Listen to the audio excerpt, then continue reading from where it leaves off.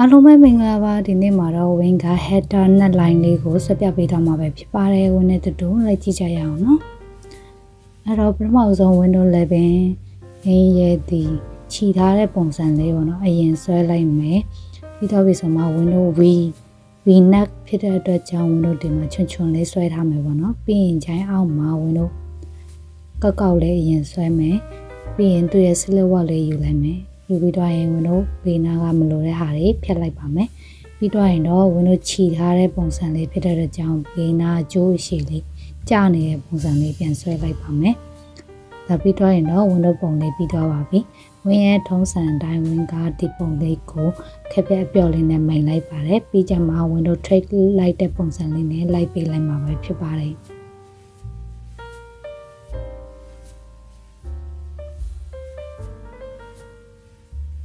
ဒါဆိုရင်တော့ window track လိုက်တဲ့ပုံစံလေးပါတခါတည်းတည်သွားတော့ပြီပေါ့နော်ဒါက window ရဲ့ဒီပုံစံလေးဆွဲပြပေးထားပါပြီးတော့ရင်ဒီမှာဆိုရင်နောက်ထပ် window ရင်ဖြတ်ဆက်ပုံစံလေးပေါ့နော်အင်္ဂလိပ်အခေါ်ဝေါ်လေးလည်း wing ကထည့်ရေးပေးထားပါတယ်အဲ့ဒါမှ window design တွေအတွက်ကိုက idea ရှာတဲ့အခါမှာကိုလိုချင်တဲ့ line လေးတွေကိုရိုက်ရှာလို့လွယ်ကူမှာဖြစ်တဲ့ကြောင့်အခေါ်အင်္ဂလိပ်ခေါ်ဝေါ်လေးတွေလည်းတည်ထားဖို့လိုပါမယ်အဲ့တော့ window ရင်ဖြတ်ဆက်လေးအရင်ဆွဲလိုက်မယ်ပြီးတော့မှဒီသူရဲ့ silhouette လေးတွေလိုက်ထည့်မယ်ပေါ့နော်ရင်ဖြတ်ဆက်ဆိုတဲ့အတိုင်း window ဒီရင်ဘတ်နားမှာနည်းနည်းလေးတွန့်နေတဲ့ပုံစံလေးတွေထည့်လိုက်မယ်ဒါက v neck ပါပဲသူလည်းအဲ့ဒါဆိုရင်တော့ပြီးတော့ပါပြီထုံးစံတိုင်းခက်ဖြက်ရလေးမိန်လိုက်မယ်ပြီးတော့ရင် window track လိုက်ပါမယ်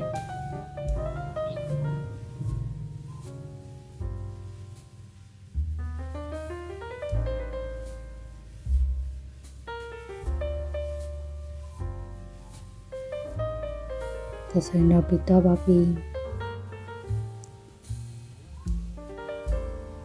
ဒါနောက်တစ်ပုံပါ window ဒီ stick column ပုံစံလေးအရင်ဆွဲလိုက်မယ်ပြီးတော့ပြီဆိုမှ window ဒီအောက်ကပုံစံလေးဒီကောင်းလေးကအကုန်လုံးကဂျိုင်းပြတ်တွေပဲเนาะ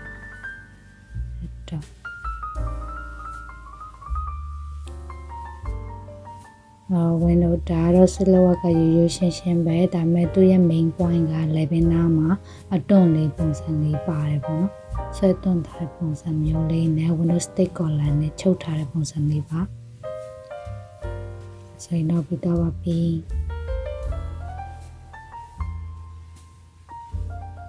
နောက်တစ်ခုထပ်တော့ပါမယ်ဒါကတော့ window ဒီရင်ဖြတ်ဆက်ပုံစံပဲပေါ့နော်ရင်ဖြတ်ဆက်ကိုမှ window ကဒီအပေါ်ပိုင်းကိုကျိုးဆွဲတွန့်ထားတဲ့ပုံစံလေးနဲ့အဲ့လိုပုံစံမျိုးလေးတော့ပါတယ်အဲ့လို design မျိုးပါအဲ့တော့သူရဲ့ silhouette လေးအရင်ဆွဲလိုက်မယ်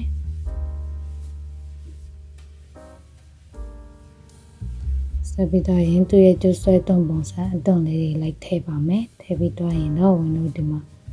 ဒီပုံစံလေးဆွဲလိုက်ပါမယ်ဒါပြီးတော့ရင်တော့ပြီးတော့ပါပြီနောက်တစ်ပတ်မှာထပ်တွေ့ကြမယ်နော်တတ